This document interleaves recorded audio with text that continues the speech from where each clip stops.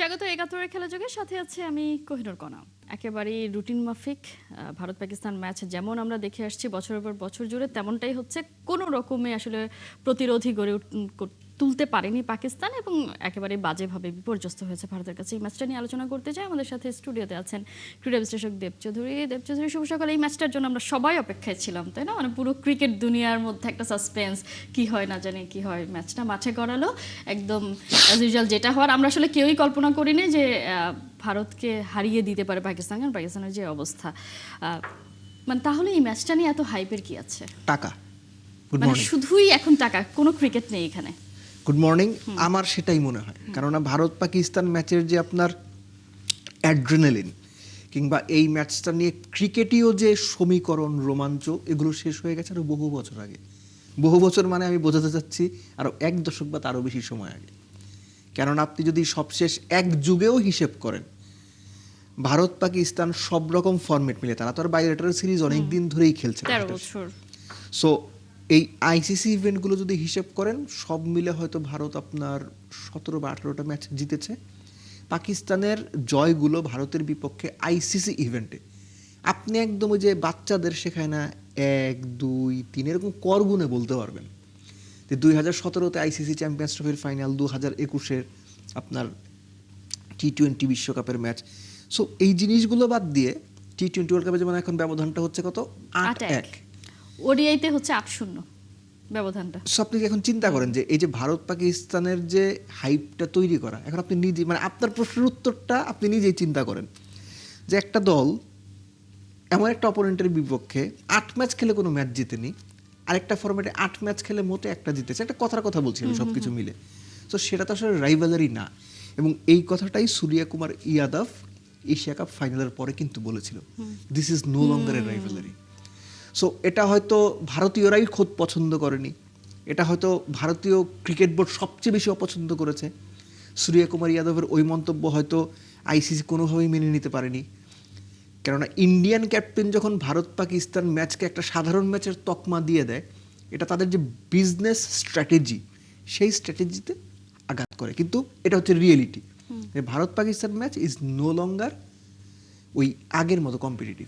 ইরফান পাঠান গতকাল ম্যাচ শেষে বলেছে যে ভারত ভার্সেস পাকিস্তান হচ্ছে আসমান জমিন। মানে অ্যাকচুয়ালি তো তাই। কে বলেছেন? সরি, ইরফান পাঠান। মানে অ্যাকচুয়ালি তো একটা ব্যাপার হচ্ছে কি, যে আমি এর আগে গত 2-3 বছরে একটা কথা বারবার ঘুরে ফিরে বলেছি, সেটা হচ্ছে যে, বা আরও বেশি সময় ধরে, যে ভারত পাকিস্তান ম্যাচ কাগজে কলমে যতখানি হাইপ তৈরি করে, মাঠের হাইপটা হচ্ছে তার 5 ভাগের 1 ভাগ। রেদার ভারত বাংলাদেশ ম্যাচ মাঠের ক্রিকেটে আমার বিবেচনায় ভারত পাকিস্তান ম্যাচ যেতে বেশি অ্যাড্রেনালিন তৈরি করে, মাঠের প্রতিদ্বন্দ্বিতা আরও বেশি হয়।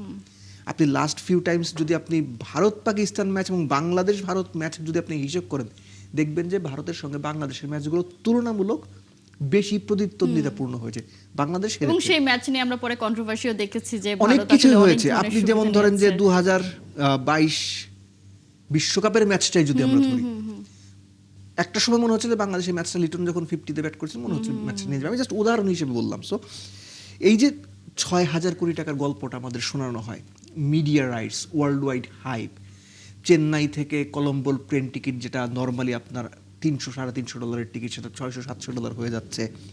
80 থেকে $100 একটা মিড লেভেল হোটেল রুম বা lower mid level hotel room, সেটা আপনার $200-250 দিয়ে, মানে স্পোর্টস ট্যুরিজম যেটা আমরা বলি। এই যে এত বড় মার্কেটটা, আইসিসির আয়, ভারতীয় ক্রিকেট বোর্ডের আয়, লভ্যাংশ ডিস্ট্রিবিউশন, স্পন্সরের আয়, যারা বিজ্ঞাপন দিচ্ছে তাদের যে ইনভেস্টমেন্ট, সব কিছু মিলে ভারত পাকিস্তান ম্যাচটা আসলে, আপনার প্রশ্নের উত্তরটা হচ্ছে যে টাকাটাই মূল, কারি টাকা কামানোই উদ্দেশ্য। ক্রিকেটটা যে এই দুই দলের প্রতিদ্বন্দ্বিতার জায়গায় প্রতিদ্বন্দ্বিতাহীন হয়ে গেছে 1 দশকেরও বেশি সময়, এটা আসলে আইসিসিও জানে, ভারতীয় ক্রিকেট বোর্ডও জানে, পাকিস্তানও জানে, আমরাও জানি।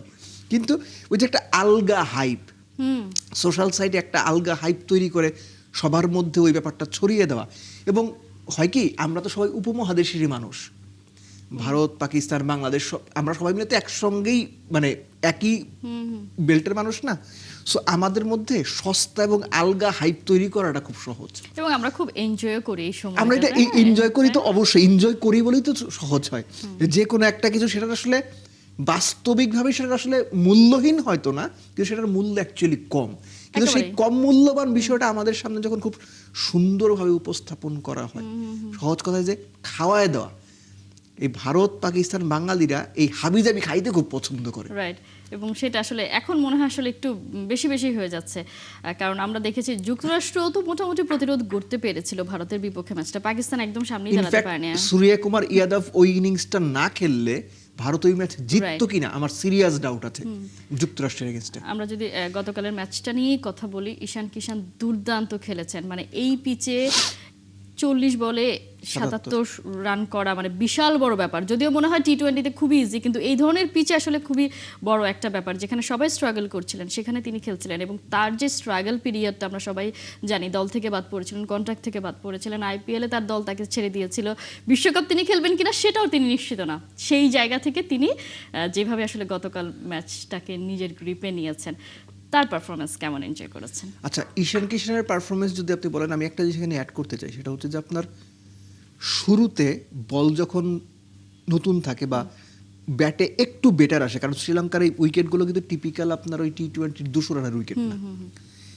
তিনি একদম শুরুতেই যত বেশি সম্ভব রান করা, হিট ব্যাক করার চেষ্টা করেছেন। কেননা আপনি খেয়াল করেন, প্রথম ওভারে অভিষেক শর্মা যখন আউট হলেন, নর্মালি কি হয় ধরনের সিচুয়েশনে, ব্যাটসম্যান একটু ডিফেন্সিভে যায়। দ্বিতীয় ওভারের প্রথম বলে ছক্কা মারছে উনি, ওই ওভারে শাহিন শাফিদের ওই ওভারে 6-4-1-4, মানে 5 বল খেলে সে 15 রান করছে। এই যে স্টেটমেন্টটা দেয়া, এই স্টেটমেন্টটা তার ইম্পর্টেন্ট ছিল, নট রিগার্ডিং শুধুমাত্র তার রান করা, অপোনেন্টকে ওই বার্তাটা দেয়া যে তুমি ফার্স্ট ওভার উইকেট পাইছো বলে আমি তোমার ছাইড়া দেবো, ব্যাপারটা এরকম না। এই যে মানসিকতা এবং এই যে শুরুতেই আপনার অপোনেন্টকে যে অ্যাটাক করার চেষ্টা, নতুন বলটা কাজে লাগানোর চেষ্টা সাকসেসফুলি করতে পারছে। আপনি দেখেন সূর্য কুমার ইয়াদবের মতো ব্যাটসম্যান 29 বলে 32 করছে, তিলক ভার্মা কত 24 বলে বোধহয় 25 করছে। অর্থাৎ উইকেটটা ব্যাট করার জন্য অত ভালো যে ছিল না, তার প্রকৃষ্ট প্রমাণ তাদের এই ব্যাটিং। দ্বিতীয়ত হচ্ছে পাকিস্তানের যে ফার্স্ট টিম যারা ওয়ার্ল্ড কাপের কোনো ম্যাচে 6 জন স্পিনার ব্যবহার করছে, পাকিস্তানি স্পিনাররা ভালোও করছে। সো এইখানে হচ্ছে ম্যাচের মূল পার্থক্যটা আসলে গড়ে দিয়েছে ঈশান কিষান। পাকিস্তানের ব্যাটিংটা আপনি খেয়াল করেন, আমার কেন যেন মনে হয়েছে পাকিস্তানের টপ অর্ডারের ব্যাট দেখে, ব্যাটিং ধরন দেখে আমি বাংলাদেশের ব্যাটারদের ব্যাট করতে দেখতেছি, যেটা বাংলাদেশের ক্রিকেটে সবচেয়ে বেশি যিনি উচ্চারণ করেন খালেদ মাহমুদ সুজন, যে বাংলাদেশের টপ লেভেল প্লেয়ারদেরও ম্যাচ অ্যাওয়ারনেস কম। আমার কাছে সেটাই মনে হয়েছে। হার্দিক পান্ডিয়া প্রথম 6 বলের অন্তত 2টা বল অফ স্ট্যাম্পের বাইরে শর্ট বল করবে, এটা আপনিও জানেন, সাহিবজাদা ফারহানও জানে, আমিও জানি, কিন্তু তো সেখানে অফ স্ট্যাম্পের ওই 7 নাম্বার করিডোরে সে শর্ট বল করছে এবং সাহিবজাদা ফারহান ঠিক ওইখান থেকে ডিপ মিড উইকেটে পুল শট খেলতে গেছে, আউট। বাংলাদেশের প্লেয়ার এটা করে।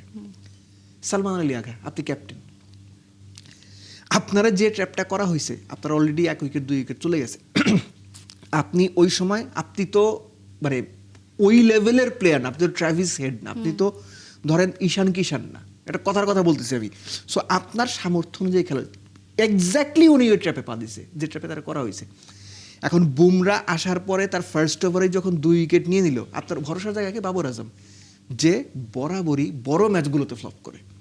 বাবর আজম বরাবরই আপনার টপ এন্ড ম্যাচগুলোতে, হাই ক্রাঞ্চ ম্যাচগুলোতে, এগুলোতে গিয়ে তার পারফরমেন্স বেশিরভাগ ক্ষেত্রে খারাপ। এই ম্যাচেও সেটাই হয়েছে। তো পাওয়ার প্লের মধ্যে আপনি 4 উইকেট হারাই ফেলতেছেন, আপনি 55-60 রান করতে 7 উইকেট হারাই ফেলতেছেন। ওই রকম একটা টাফ উইকেট যেখানে বরুণ কুলদীপের মতো স্পিনাররা রয়েছে। আমার বিবেচনায় এখন বরুণ চক্রবর্তী ওয়ার্ল্ডের টপমোস্ট স্পিনারদের একজন, অনেকে তার বেস্ট স্পিনারও মনে করেন, তাদের খেলতে হবে। আপনার স্ট্র্যাটেজিক্যাল জায়গাটা তো নাই, আপনি যে গেম প্ল্যানটা এক্সিকিউট করবেন পাকিস্তানি টপ অর্ডার ব্যাটাররা, আপনি তো ওই কাছাকাছিও যান নাই। কেন আমি কথাটা বলছি? ওসমানের ব্যাটিং দেখেন আপনি, তার ব্যাটিং দেখে কি আপনার মনে হয়েছে যে উইকেট আসলে একদম আনপ্লেয়েবল? না, উইকেট টাফ ছিল, বল সহজে ব্যাটে আসছিল না, একটু স্লোইশ ছিল, তার মানে না আপনি ব্যাট করতে পারবেন না। ওসমান যদি পারে, বাবর আজম কেন পারলো না? সালমান আলী আগা কেন পারলো না? সাহিবজাদা ফারহান এশিয়া কাপেও ভারতের বিপক্ষে 40 এবং পরের 2টা 50 করছে, ইজ ইন ভেরি গুড নিক। সেই প্লেয়ার কেন এইভাবে আউট হবে এবং সেটা ফার্স্ট ওভারে? সো হয় কি, পাকিস্তান একটা সময় ছিল যখন আমরা ছোট ছিলাম, এটা ধরেন আর মানে মিড 90s দিকে, ওই সময়ে কিন্তু পাকিস্তানের যে টিম ছিল 1999 ওয়ার্ল্ড কাপে, তারা ফাইনাল খেলছে। ওই সময় যেটা হইতো যে ভারত পাকিস্তান ম্যাচ মানে আপনি ধরে রাখতে পারতেন যে 80% ক্ষেত্রে পাকিস্তানই জিতবে। আমাদের এলাকায় যারা মুরব্বীরা খেলা দেখতো তখন আসলে তো এত সুযোগ ছিল না খেলা দেখার, এত চ্যানেলও ছিল না। প্রাইম স্পোর্টস নামে একটা চ্যানেল ছিল, ওখানে খেলা দেখাইতো। তো মুরব্বীরা বলতো যে ভারত পাকিস্তান ম্যাচ হইলে ভারত হচ্ছে পাকিস্তানের নাম শুনলে এমনিই অর্ধেক হারে, বাকি অর্ধেক খেলে হারে। এটা মুরব্বীরা এটা বলতো, আমরা তো ছোট এটা শুনতাম। এখন যে ব্যাপারটা রিভার্স হয়ে গেছে, যে ভারতের নাম শুনলে পাকিস্তান এমনিতে অর্ধেক হেরে থাকে, বাকি অর্ধেক খেলে হারে। আর বাদ বাকি যা কিছু আপনি দেখেন ম্যাক্সিমাম হচ্ছে একটা মিডিয়া হাইপ তৈরি করা, যে একটা ওই যে কলার উচ্চ করে এই অমুক তমুক, কিন্তু আসলে এটার কোনো ভ্যালু নাই। আপনি স্ট্র্যাটেজি নিয়ে কথা বলছিলেন, আমরা যদি একটু উসমান তারিককে নিয়ে কথা বলতে চাই, তাকে নিয়ে তো অনেক বেশি হাইপ ছিল, ইভেন আবার ভারতীয়রা তাকে নিয়ে ট্রল করছিল, তার অ্যাকশন নিয়ে অনেক কথাও বলছিলেন যে তিনি যে পরিমাণ পজ দেন তার ক্যারিয়ারটা এতটা লম্বা না। তো তাকে কালকে এত দেরিতে কেন সালমান আলী আনলেন, সেটা কি কোনো বিশেষ কোনো কৌশল ছিল নাকি? দেখেন সালমান আলী আগে যে 6 জন স্পিনার ইউজ করেছেন, আপনি যদি ঠিকঠাক মনে করতে পারি, সম্ভবত 14 ওভার শেষে ভারতের রান ছিল 125, পাওয়ার প্লে তারা 52 করেছে, পরে 7 ওভারে তারা 73 রান করেছে। সাইম আইয়ুব যদি 1 ওভারে ওই 2 তিলক ভার্মা এবং হার্দিক পান্ডিয়ার উইকেট না নিতেন, ইন্ডিয়া হয়তো 190টা বই করে ফেলতে পারতো। সো স্ট্র্যাটেজিক্যালি তিনি তারিখকে এত পরে কেন এনেছেন, একটা ব্যাপার হইতে পারে যে ভারতীয় টপ এন্ডে আপনি 8 জন যদি হিসাব করেন ব্যাটার, 6 জনই লেফটি। সো তার হয়তো ওই জায়গাটা মাথায় ছিল যে যেহেতু তাকে খেলাটা একটু ডিফিকাল্ট, তার স্টাইল ডিফারেন্ট, ডেলিভারির ধরন ডিফারেন্ট, ভ্যারিয়েশনটাও ভালো, সো তাকে তিনি ট্রাম্প কার্ড হিসেবে ইউজ করতে পারেন, ইউজ করতে চান। যেমন আমাদের দেশে মুস্তাফিজকে ইউজ করা, ততক্ষণে ম্যাচ তো অনেকটাই বেরিয়ে গেছে, উনি আগে আনতেই পারতেন, আগে এনে ট্রাই করতে পারেন। আমার মনে হয়েছে যে পাকিস্তান কিছুটা হলো ওয়েটিং গেম খেলতে যাচ্ছে। পাকিস্তান হয়তো কোনোভাবে মনে করছিল 160 মধ্যে যদি আটকে ফেলা যায়, 60-70 মধ্যে। এবং সাইম আইয়ুব ওই আপনি খেয়াল করে দেখেন, সাইম আইয়ুবের ওই ওভারের পরে কিন্তু ওসমান 2 ওভার বল করছে। সো সাইম আইয়ুব ওই 2টা উইকেট নেওয়ার পরে তারা হয়তো মনে করছে না আমাদের গ্রিপে ম্যাচ চলে আসছে। কিন্তু পাকিস্তান যেটা করছে যে ওয়েটিং গেম এই সমস্ত ক্ষেত্রে আপনার না খেলতে যাওয়াটাই বেটার। এবং একই সঙ্গে এখানে আরেকটা ব্যাপার আমার কাছে ইম্পর্টেন্ট মনে হয়, সেটা হচ্ছে যে পাকিস্তানের স্পিনাররা যেভাবে ভারতের উপরে এই উইকেটে ডমিনেট করার কথা, সেইভাবে ডমিনেট করতে পারে নাই। আপনার স্কোর কার্ড একরকম বলবে। তারিখের ব্যাপারটা আমি পর আরেকটা অ্যাড করছি যে ভারতীয় ব্যাটার আসলে ভালো ব্যাট করেছে এই উইকেটে, এটা আপনি অস্বীকার করতে পারবেন। এটা কি আগে ব্যাটিংটা পেয়ে গেছে লাকিলি, সেটা একটা বড় আগে কারণ। ব্যাটিং পেয়ে গেছে কি, পাকিস্তান তো টসে জিতছিল, পাকিস্তান ভারতের ব্যাট করতে পাঠাইছে না, সেটাই বলছি, কারণ সূর্য কুমার যাদব কিন্তু বলেছে ম্যাচ শেষে যে আমরা ব্যাটিংই করতাম। আবার সালমান বলেছে না, সেকেন্ড উইকেটেই আসলে উইকেট বেশি ভালো ছিল সেকেন্ড সেশনে। অন্তত ওসমানের ব্যাট করার ধরন দেখে আপনার কি মনে হয়েছে? হয়তো সালমান ঠিক বলছেন, ভারুণ, কুলদীপ তারা মোটামুটি স্পিন সহায়ক উইকেটে ভালো বল করে। আমি যেটা বলতে চাচ্ছি যে তারিকের যে বিষয়টা, তার যে আনঅর্থোডক্স অ্যাকশন কিংবা ধরেন যে তার আনপ্রেডিক্টেবল বিহেভিয়ার, এইটাই তার অ্যাসেট।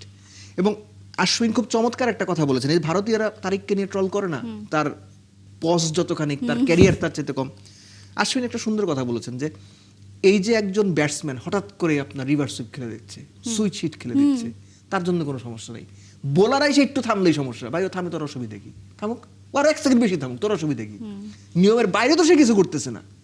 সো জিনিসটা হচ্ছে যে আপনি হয় কি, যখনই নতুন কিছু আসে, মানুষের একটা অভ্যেসের ব্যাপার থাকে যে মানুষ নতুন কোনো কিছু খুব সহজে নিতে পারে না, সে তার অভ্যেসের বাইরে খুব বেশি কিছু করতে চায় না। তো তারিখ হচ্ছে আমাদের জন্য নতুন, আমাদের মিনস হচ্ছে দর্শকদের জন্য নতুন, প্লেয়ারদের জন্য নতুন।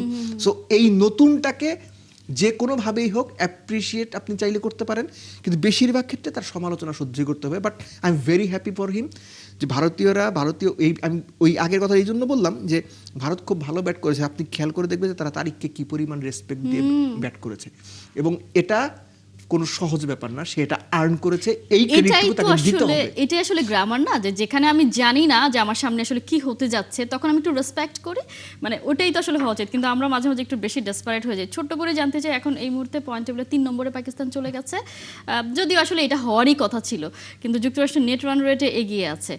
নামিবিয়া যদি কোনো একটা আপসেট ঘটিয়ে ফেলে, নামিবিয়া আপসেট করতেই পারে, নামিবিয়া আপসেট করতে পারে, স্পেসিফিক্যালি টিমটা যখন Pakistan. But I don't think যে এইটা আসলে হবে, এবং আমি চাইও না এটা হোক। আমি চাই আরেকটা ভারত কেন পাকিস্তান ভালো ম্যাচ লাগে না জিম্বাবুয়ে আমি চাই অস্ট্রেলিয়া আরেকটা ভারত পাকিস্তান ম্যাচ হোক, আবার বিজনেস আরেকটা 6,000 কোটি টাকা আসুক, আরেকটা একটা আলগা হাইপ ক্রিয়েট হোক, এবং যারা বোঝার তারা এটা বুঝুক উপমহাদেশে একটা আলগা হাইপে চলে।